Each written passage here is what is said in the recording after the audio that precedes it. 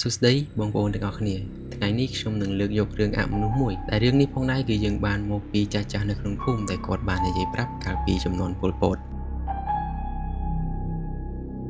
កាលពីដើមឡើយហ្នឹងគឺមានខេត្តមួយខេត្តហ្នឹងគឺខ្ញុំភ្លេចឲ្យបងប្អូនមិនដឹងថាខេត្តនេះឈ្មោះអីទេដោយសារតែពួកគាត់និយាយប្រាប់គឺរៀងយូរដែរហើយបាទនៅក្នុងខេត្តហ្នឹងគឺមានស្រែមួយដែលគេហៅថាស្រែព្រៃសរនៅក្នុងស្រែព្រៃសរហ្នឹងគឺថាស្រែហ្នឹងគឺធំខ្លាំងមែនទែនហើយគឺមានទឹកមានអីគឺសម្រាប់ឲ្យប្រជាជននៅក្នុងហ្នឹងគឺអាស្រ័យផលបានមកស្រួលតែម្ដងប៉ុន្តែដីហ្នឹងគឺអត់មានអ្នកណាគេហ៊ានអាស្រ័យផលទេបងប្អូន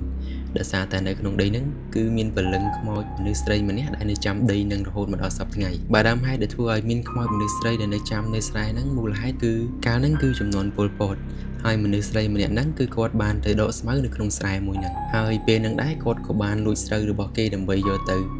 ធ្វើជាអង្គអញ្ចឹងដើម្បីដាំបាយហូបអញ្ចឹងណាបងប្អូនដោយសារតែចំនួនហ្នឹងគឺហូបអត់គ្រប់គ្រាន់ទេអញ្ចឹងគឺគាត់អត់មានជំរឿអីក្រៅពីលួចទេហើយនៅពេលដែលគាត់លួចហ្នឹង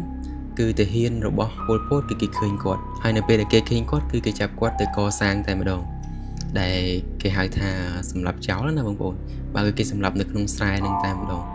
បើបន្ទាប់ពីសម្លាប់ហើយ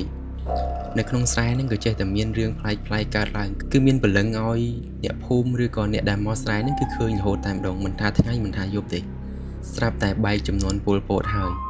បែកចំនួនពលពតហើយនៅស្រែហ្នឹងក៏នៅតែមានព្រលឹងខ្មោចតាមលងរហូតដែរដោយមិនមានអ្នកភូមិណាហ៊ានអាស្រ័យផលនៅលើស្រែហ្នឹងទេឲ្យតែមានអ្នកទៅធ្វើស្រែនៅលើដីហ្នឹងគឺស្រែហ្នឹងដឹងតែខ្ទេចតែម្ដងចៃដន្យអីស្រាប់តែពេលហ្នឹងក៏មានគ្រួសារមួយសមាជិកប្រហែលជា 4-5 នាក់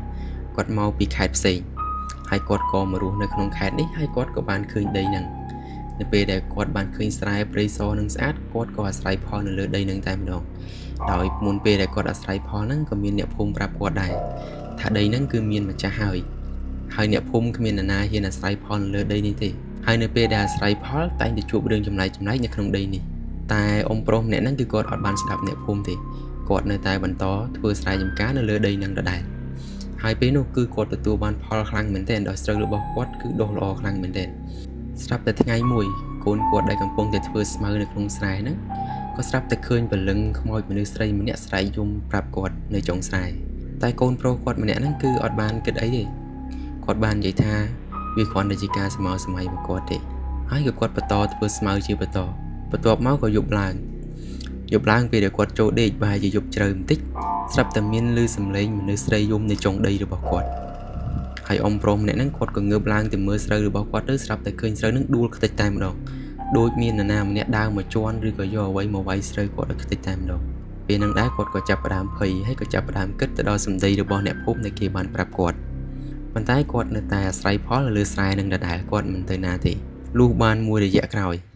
ហ្នឹងស្រាប់តែខ្មោចមនុស្សស្រីហ្នឹងគឺបានចូលទៅកូនប្រុសគាត់តែម្ដងហើយក៏បានស្រែកផងយំផងអង្វរផងទៅកាន់គ្រួសារមួយហ្នឹងថាកុំឲ្យយកដីគាត់អីព្រោះដីនេះគឺគាត់អាស្រ័យផលជាយូរមកហើយ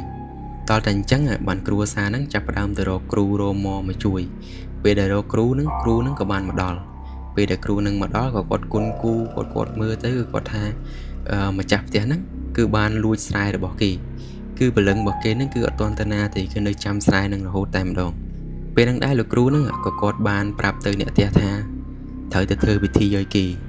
ត្រូវទៅដាក់សំណែនឲ្យគេទើបគេព្រមដោះលែងកូនហ្នឹងបន្ទាប់មកគ្រួសារហ្នឹងក៏បានធ្វើបុណ្យធ្វើទានឧទ្ទិសកុសលជូនទៅម្ចាស់ដីហ្នឹងហើយពួកគាត់ក៏ឈប់អាស្រ័យផលនៅលើដីហ្នឹងទៀតដែរគាត់ក៏បានទៅរស់នៅកន្លែងផ្សេងហើយគ្រូដែលចាប់ខ្មោចហ្នឹងគឺគាត់បានដាក់ផ្លាកមួយនៅលើស្រែហ្នឹងថាមិនឲ្យនរណាអាស្រ័យផលនៅលើដីហ្នឹងទៀតទេគឺដីហ្នឹងគឺគេមានម្ចាស់របស់គេគឺចាំមើលបាទអញ្ចឹងរឿងហ្នឹងគឺមានតែប៉ុណ្្នឹងទេបងប្អូនបាទនេះគឺយើងដឹងមកពីចាស់ដែលគាត់និយាយប្រាប់ដែរទេគឺយើងមិនអាចថាវាជាការពិត 100% ហើយក៏មិនបង្ខំឲ្យបងប្អូនជឿទៅលើរឿងនេះដែរបាទអញ្ចឹងសូមអរគុណបងប្អូនដែលបានស្ដាប់នៅវីដេអូនេះតាំងពីដើមរហូតមកដល់ចប់បើសិនជាបងប្អូនចូលចិត្តនៅរឿងនិទានរបស់ខ្ញុំសូមជួយចុច Subscribe ឬសញ្ញាកណ្ដឹងដើម្បីទទួលបានវីដេអូថ្មីៗជាបន្ត